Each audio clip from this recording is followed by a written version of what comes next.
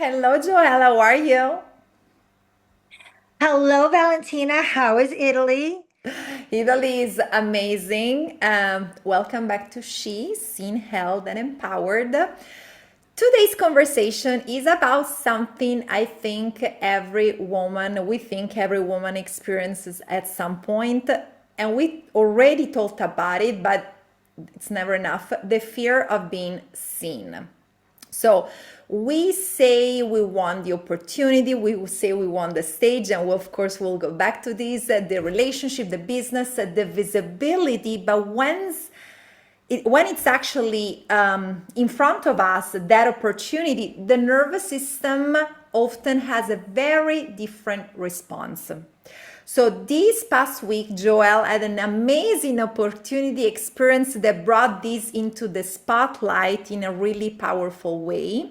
It wasn't just about standing in front of people, of a crowd, almost 100 people. It was about what being visible awakens inside her and inside of us. The old stories, the fear of judgment, the fear of getting it wrong, and sometimes even the fear of succeeding, which is, I know, crazy, but it can happen. So today we're talking about visibility, not as a social media strategy or a confidence hack, but as a nervous system experience. Why being seen can feel unsafe, how childhood wounds follow us into adulthood, and what it actually takes to let yourself be witnessed without abandoning who you are. So, if you ever felt yourself shrinking before speaking up, holding yourself back from sharing your truth, sharing your voice, or wondering why every new level of the game seems to trigger self-doubt, this episode is for you. So, Joelle, tell us what happened in San Diego. Let's dive in. So I went to San Diego because I had this amazing opportunity to speak on stage with amazing other speakers who have done keynotes, who have been in leadership for several years. So, I was kind of like the newbie of being asked for this opportunity. And it's kind of amazing because when you're meant to do something, the opportunity is going to present itself. I had been requested to Phoenix at a women's conference, and I don't think my nervous system was ready to hold that. So I found every excuse of why I couldn't make it to that women's speaking event. Well, a week later, the opportunity knocked on my door again, and someone reached out to me and asked me if I'd like to speak at a deep dive, personal development in San Diego. And it's so funny because my soul has been feeling like I was being called to California before this happened. So it's like, the soul leads, the soul knows the way. So Always. what had happened is I didn't overthink it. I really didn't overthink it. I kind of went into it in a way that what is the worst that can happen? I don't know these people. I may never see these people again. I might maybe trip over some words. But what's the worst thing that can happen? And I really learned through a previous episode, through my ayahuasca ceremony, to really learn to surrender.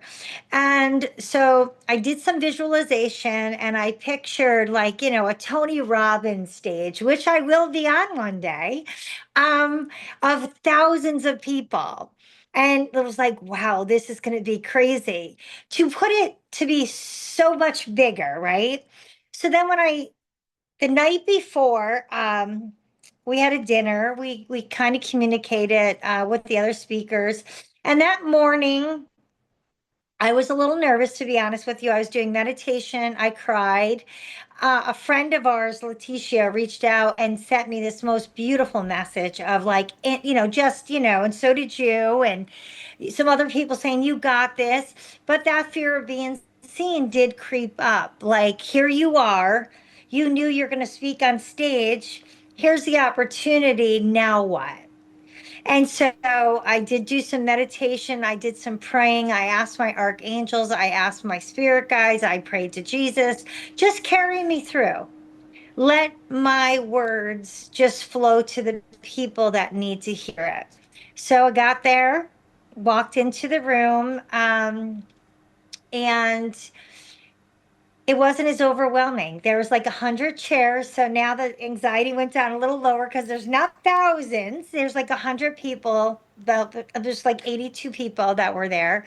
And I was the third speaker, and I realized, okay, I can do this. So when I finally did get up and it was my turn, and they gave me a really nice introduction of my accomplishments and what I've been doing, and our podcast and books and the things that I've accomplished, I took the stage. I stayed very calm, and I know that it was my soul leading, because I can tell the difference between when I'm doing something in ego. I could speak very fast. But when I'm doing something in spirit and I'm doing something totally led, my speech slows down. Things are very clear and they flow. And the words just came. I had my presentation PowerPoints just to kind of keep me on track, and they helped. But I kind of looked at the audience, and specifically, one woman was catching my eye, and I did the 30-minute presentation. And at the end of it, I felt my nervous system felt very calm. It felt very like this is what you're meant to do, is to share your message, to be seen. And it flowed quite nicely. And the warm reception I got from people, and the feedback and the testimonies, just kind of gave me confirmation that this is one of many stages that I'm going to be on, and that I am following my true soul path.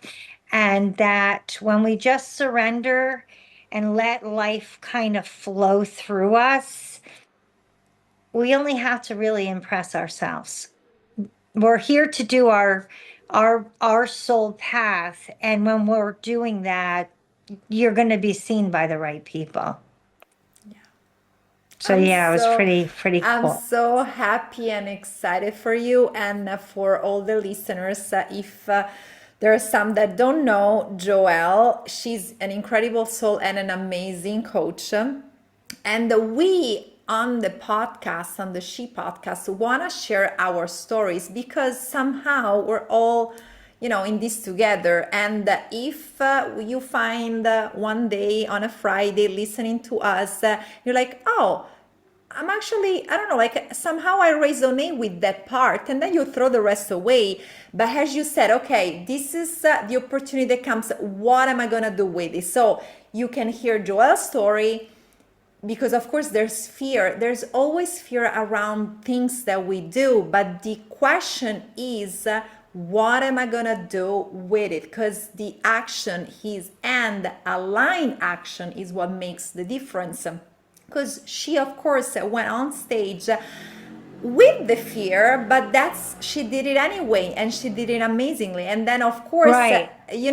that's and I like the difference that you point out between like when you speak out of the the ego, and or the nervous system, the soul, your intuition. That's the same thing when we basically told like I have the conversation in my head and in my body, my soul, like all the time. But that's the difference. That voice is so calm, is so aligned, is so coherent. And that's of course that you're speaking your truth, and you're communicating your experience, your wisdom, and you can totally help others. So that's I'm so happy for you. Yeah. Yeah, And totally. to add to it, so just to say what the presentation was about, was what I coach is really, it's relationships. I'm a relationship coach, so I talk Yes. about the relationships, but the core of it, the root of it, is that we go down to the trauma of why we recycle and repeat, and unless we repattern that, the awareness of the information of knowing our attachment styles and our wounds is one thing, but then reprogramming how we pattern and how we react to it. And so that's what hit home with people, because, a man came up to me about how he's got a really bad father wound. And so people resonate with it because people don't just carry it into their relationships, but they'll carry that self-worth into careers as well. So it does hit every area of your life. And, you know, just with that being said, we're always going to be triggered. Even when we know this, even when we teach this, we're still going to be triggered with things. And it's like, okay, how am I going to react to it this time? Exactly. How am I going to?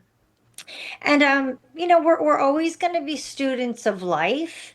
So it's just be coachable, and allow yourself to invest in yourself. So many people will say, I can't afford that. I can't afford a lot of things that I do too, to invest in my In personal and yourself, spiritual and emotional exactly. development. But if you can't afford that, my answer to is, then how much longer can you afford to feel like shit? Because you're going to afford it. You're going to keep affording yourself the feeling of sitting in that Yeah, pain and yeah, sitting in that chaos, until you can afford it. And when you really look at it, the things you spend your money on, whether it's a new designer bag, well, that's going to cost more than my coaching. yes. But what are Oh, you going to get totally. from it? Yeah, yeah. So when you A say you can't afford completely, it, you can actually have a complete new identity that can definitely afford. There we go. Sorry, guys. So that can definitely that's afford okay. the designer bag for sure, because then you just like unblocked, and once you work on yourself and you shift that frequency, you raise vibrations, you clear the blocks, and the opportunities comes, and so the abundance, of course, we're abundance, that's our state. Yeah, Right. And totally. affording, you see, this is what I realized through too, is that we invest in things that are important to us. And I have tried many times, because we both do. We love helping and guiding people, especially because we've been through this. But I've done, webinars for free that people will sign up and not come. You know why? Because they didn't invest in it. So I have found through my coaching that you have to invest in it, because then it's important to you. I really realize that. And people who are absolutely positive about wanting to grow into personal development, emotional healing, whatever it is, they're going to invest in it, because then they're the serious client. They're the ones that are really ready. And because I'm a transformational coach, I'm not here to do talk therapy with you for 20 years. We're here to get to the root and transform, so you have that feeling of accomplishment, that feeling of security within yourself.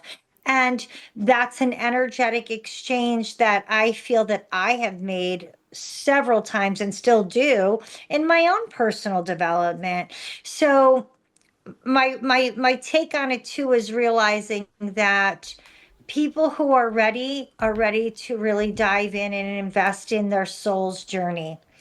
Yes. And those are the clients that I want to align with, because I want to see you transform. I don't want to see you stuck in this, rabbit hole, or this, hamster wheel. So when you're ready to step forth, the transformation's there for you. Yeah. It's uh, there for you.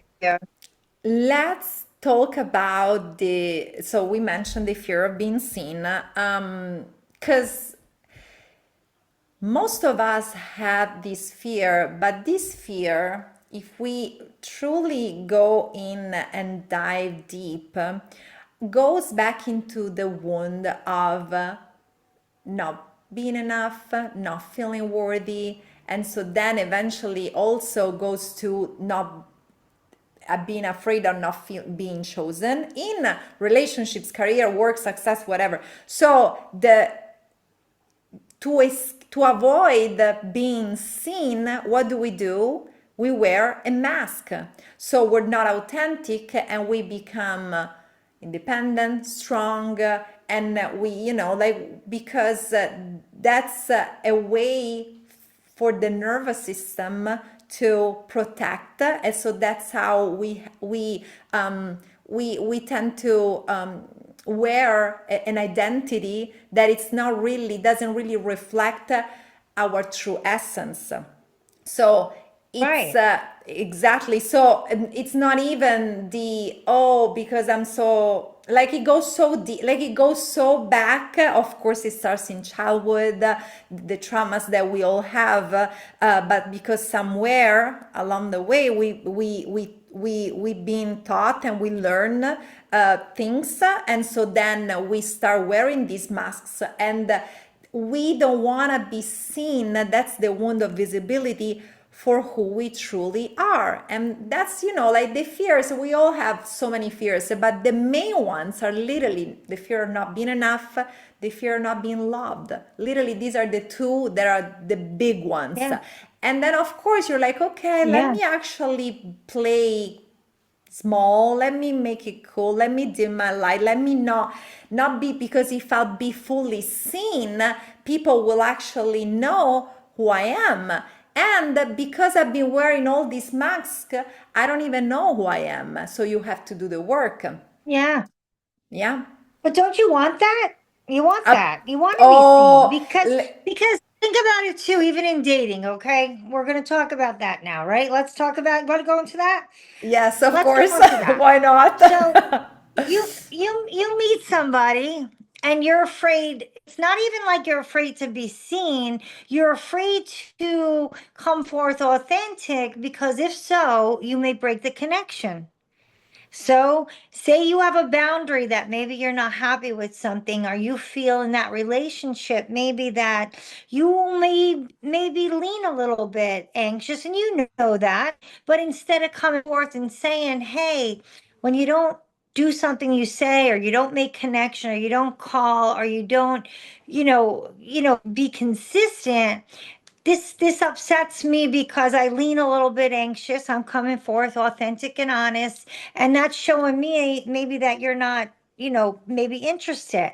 I would so not being wanting to be seen, maybe you'd come forth and not say nothing because you're afraid then if you come forth authentic or you come forth putting up a A boundary, boundary. then you're gonna break the connection.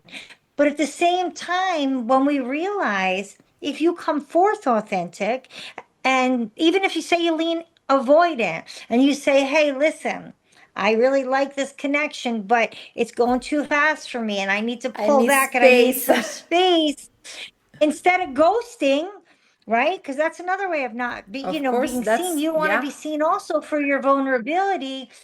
What it's going to do is this is what I just found too from another situation from San Diego. Is this another thing is this you can come forth authentic, and what you can do is take the masks off, be vulnerable with yourself, and that's if you know who you are and you Yeah. know the things that you need that you're non-negotiables, that you need to feel safe in a friendship, in a relationship, whatever kind of Yeah, yeah, ship absolutely. you're in.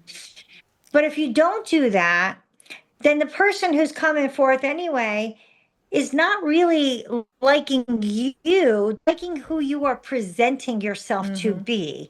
Yeah. So at the end of the day, you're not being authentic, you're not being you, and you're not being seen, and you're having that fear of being seen because you're not allowing yourself to be seen. Now there's another Yes, layer. you might break the connection, right? You might break the Yeah. connection if you Of come course, forth with a boundary, and that's could okay. that's what it is. Like it goes hand to hand. Like the fear of not being chosen is also related, like very connected to, okay, what am I gonna do? Because I'm gonna lose the connection. So in order not to lose it, I'll literally abandon myself. And then you come like all the Mm-hmm. compromises. Now, the layer deep is yes, you don't want to wear masks, but that's actually the nervous system protecting you, because the nervous system is doing what he how do you say in English? What it knows. Exactly, Well, for what it the entire, knows. exactly, for the entire life, You're it's been programmed knowing. that way. Exactly. So if you don't know, and if you don't work on yourself in order to really like take all the mask off, you'll keep repeating the same patterns. And also, I want to say, I was having this conversation, it was very interesting, with some women, and setting boundaries, because of course, like in order for us to be in a secure relationship, and one more time, it can be a work relationship, like a lover, like it's like all relationships, friendships, whatever, we need to understand our non-negotiable. So for example, if we're dating, and we tend to be a little anxious, and we want this, we crave this connection, it's very easy. What do I want? Say that I want a text once a day, and I'm fine with that. And maybe there's another one. Oh no, honey, you have to text me probably every hour, because otherwise my mind will fill the blank. I don't judge, like it's up to the person. But if the other one doesn't know, how can it, the communication is key. What do? We tend, in order for, oh no, because I'll be too much, I want to be, like there's so many old stories that the mind create and tell and repeat, that we tend to, okay, well, let me just not be me, and then we don't speak up. And healthy boundaries, saying no, and all the Right. things like no negotiable, like it's so important. And they're just, if we think about it, Yeah. they're just so basic, uh, like not big things. They're just like important though, Right. for for us. Yeah. But you're programmed so much. We've been programmed in a generation in so much to have to always overgive. It's always to overgive versus Always. to, always being made to think that if you have needs, you're selfish, when it's actually the opposite. Because if you know your boundaries, if somebody can't meet them, you're saving both parties heartache later, because then you're getting into a relationship with someone who cannot meet your needs. So you're Yes. then at that point going to self abandon yourself, and you're going to Yes. stay in the relationship for the connection. That's why it's so important to. And I made I made a couple really good videos while I was in San Diego hiking on that trail, talking about there's nothing wrong with a period of isolation, because once you get to know yourself and your survival skills, and trying to live now outside of those survival skills and just live more in surrender of where life is going to take you, um, and speaking your truth, I think things will flow a lot better, because if you're walking into things afraid to be seen in any area of your life, you're putting such anxiety on the outcome. You're putting such anxiety and attachment to it. And Attachment. anything Yeah. that you're that attached to is going to run. It's going to run. And then the other person who's avoidant, they have their own wounds too. They just need space. Is it men that are mostly avoidant?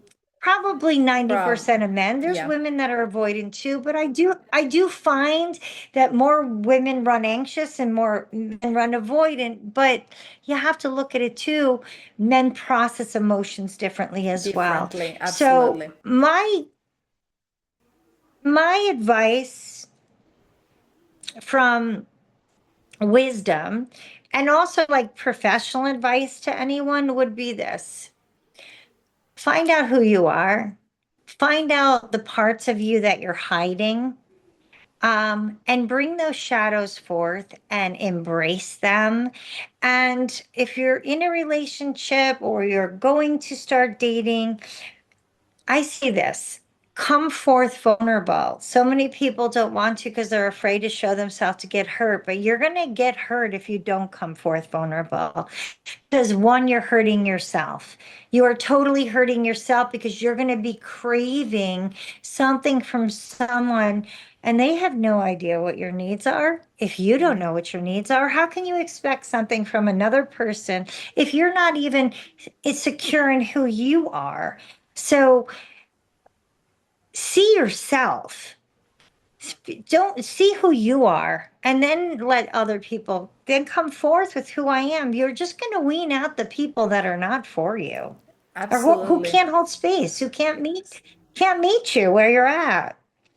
But you have So to is it look really a in. loss? Yeah, no, it's not. It's not a rejection. It's a redirection, as we always say. You have to look Right. It's the within because there's. redirection.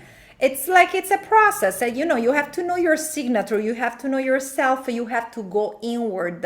It's not. That's why we love, of course, deep subconscious work because that's where the beliefs, the identity, the memories, the traumas, everything is there. Like you have to skip the analytical mind. So we can definitely talk during our, like one-on-ones. If you want to work with me, Joelle, and then I'm just like put it out, but we're working on something so good, guys, together that well, Yeah. but this is just Yeah, we just are. to say, but we're saying it and not saying. But anyway, you have to definitely like talking and with prompts, you start seeing and processing, but then there's so much more that goes deep, healing that like the shadow work. Joelle does it beautifully, the inner child and reprogramming. So then once you worked on you and you go out and integrate, because there's the integration that is key.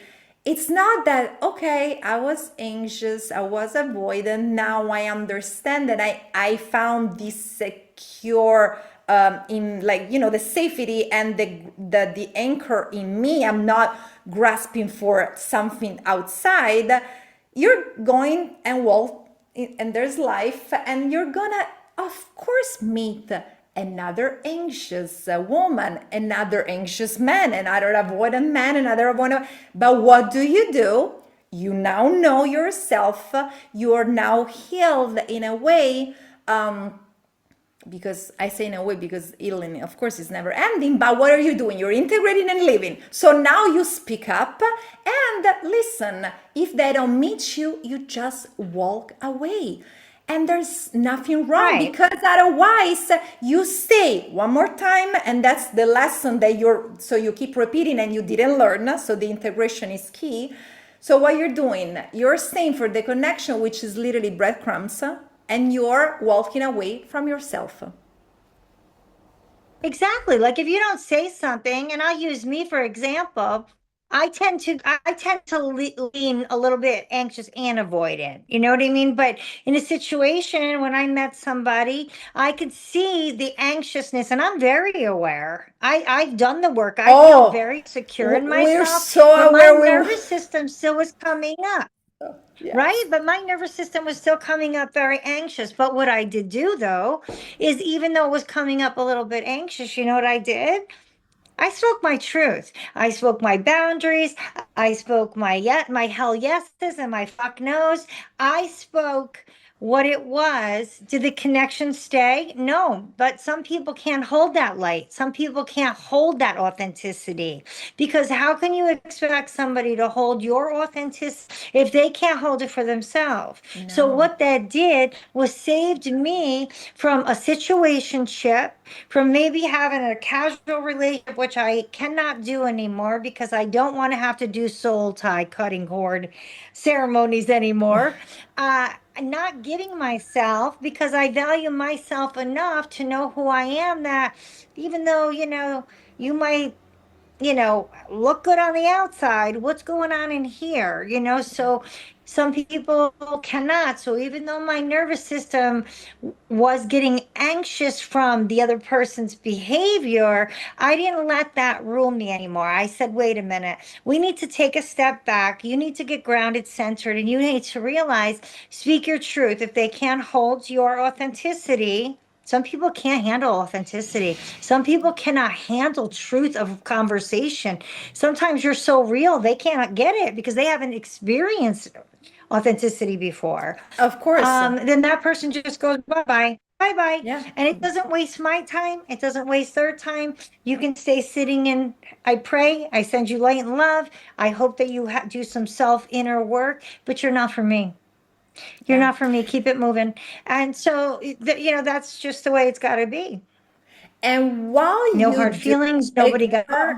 oh no, of course. And while you do all of these, because you're aware enough to observe the situation from outside, and you actually see that you're responding, your nervous system, the old identity is responding and is catching up, you don't beat Yeah. yourself up. Oh, you should know better. No, No. because that's a version of you who actually helped you to be who you are. And once we start accepting all the version of ourselves, that's when we surrender, and that's when the magic happens, literally, because And yeah. yeah. And to add to what you're saying too is this. This is what the truest thing I can say is this, okay? Your ego is there to protect you. It sees danger and it wants to jump in. But when you're really embodied and you're being led by heart and soul, I'm going to tell you something. The outcome's going to be different. It's going to be different. And let me tell you, as you're walking in your soul path, as you're walking in your true authentic self, in your high priestess, which I'm so glad someone recognized that. Well, I was in San Diego and he said, "You're a high priestess." And I said, "How did you see that?" He goes, "It's very loud." And that made me see, you know what? You're right. I am a high priestess. I am standing in that wisdom, in that authority, not from an ego place, from a very authentic, vulnerable humility, but knowing where I am and what I've done. Even with that being said, don't think that as you're going through life or situations, that ego is going to try to drag you right back down into hell because it is. It is. That's our protector. But once Yes. you realize the difference between being led by heart center or ego, your decisions, your path, your journey is going to take a totally different turn, the right turn. Um, so that's why I know that coming up in we have one more episode for season one, right? And Yes, then we coming up in do. season two, we have some really good things coming up because we're going to start even diving deep more into raw conversations from, sex to relationships to all sorts of things. But we're going to start inviting guests. We're going to start interviewing guests to come on, and we're going to start inviting men, to come on, Yes. she, right? Yeah, exactly. Because we want to invite the other part is she, to come on and authentically open up about male struggles because we're not enemies. Oh, We are no, we're actually not. the divine. We are the divine together. The feminine and the masculine make the Yeah. divine Yeah. first in our own wholeness, but then together. So I think season two is going to be even really Even better. divine, Yes. where the magic happens, Yeah. diving into your divinity. And we're going to have so many great more things to share. Yes, Yeah. absolutely. Yeah, the best is yet to come. Joel, thank you so much for this episode. As always, thank you for listening, and we'll talk and see you guys the following week. Yeah. This drops Friday. Yes, drops Friday as always. Bye. Bye bye.